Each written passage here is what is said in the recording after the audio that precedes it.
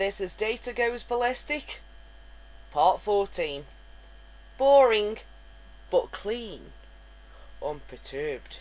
Cold. Space was so much more simple than the machinations of human interaction. Data pressed his hands against the window. Then his face. He felt the coolness that seeped through. I should beam myself out there now. It would be so quiet. But that would leave the gloating Riker and his literally ass-licking hussy, Deanna Troi, happy as clams, running the Enterprise together. Without his conscious knowledge, his hand had found its way inside his uniform and was massaging the still painful hard-on as he imagined watching Troi and Riker in bed.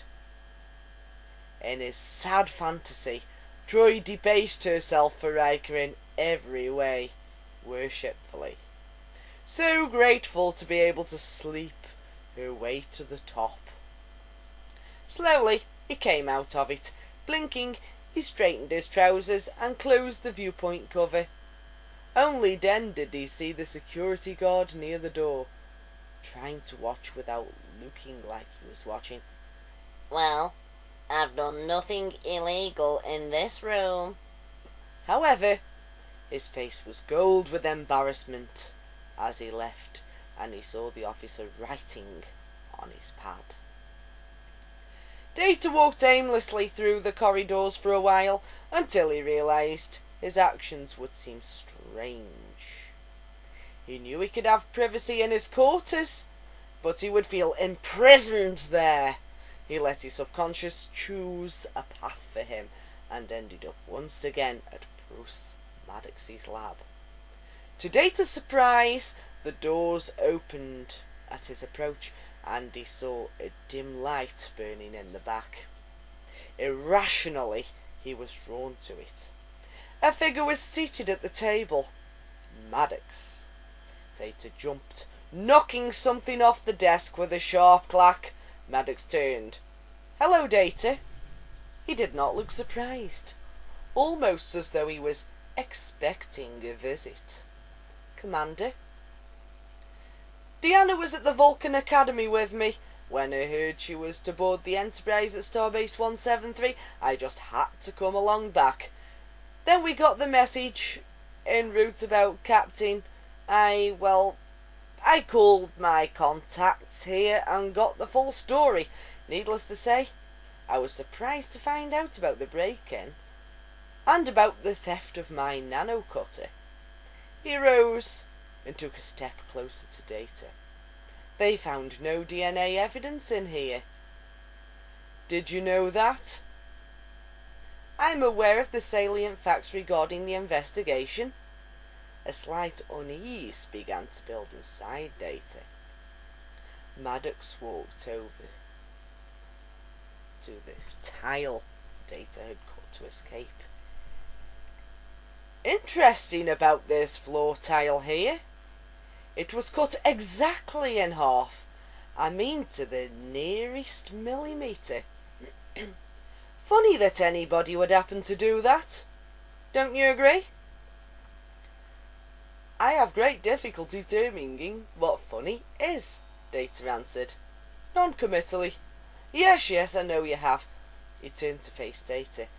The line's perfectly straight, too. I wonder why someone in a big hurry to escape would bother to do that. Possibilities. The crystalline structure of the tile might have broken in a straight line once scored. Data was trying to act normal, but was not really succeeding. The break would be less noticeable if... Oh, don't worry about me, Data. I'm not going to turn you in. You can even keep the cutter. Isn't it strange, though, how all the murders on the ship started happening after your attack? Many coincidences appear to humans to be something else. Often causality is assumed when, in fact, no. Data, relax. Maddox put a condescending hand on his shoulder. You must be worried. Just think of the computer tampering worthy of an expert mind, and how much strength would someone need to kill a Klingon? This person would come after you next. Aren't you scared? Indeed, I do feel somewhat apprehensive at the moment, Data admitted. Why do you think no DNA or fingerprints were found at any of the crime scenes? Unknown. Perhaps the assailants wore some type of protective clothing. Come with me, Data. Just right over here. Data followed, warily. Maybe we can straighten out your memory problem of yours. It's a bit of equipment I took to Vulcan to modify. I'd like to try it out. What does it do? Apprehension mixed with a small amount of hope. Maybe Maddox would be able to fix him after all. I just want to upload the contents of your memory into it. After that, I'll purge your memory banks and transfer the memories back to you, just the way they were, and I'll tell everybody that the suspect section of your memory is not recoverable. They'll believe me. I've been working on the problem of the electron resistance across the neural filaments. I think I'm much closer to a solution than before. Judging by your lost correspondence with me, you are not close enough to a solution yet. Well, I'll never know until I try. He brought his face very close to Data's. Don't you think? He asked in a reasonable tone. Your chances are better with me than with Starfleet when they find out what you've done. If you help me, I promise all the facts will stay right here. He pointed to his head. Oh, why did I ever come back here? Data found he was fearful for the first time since Viridian.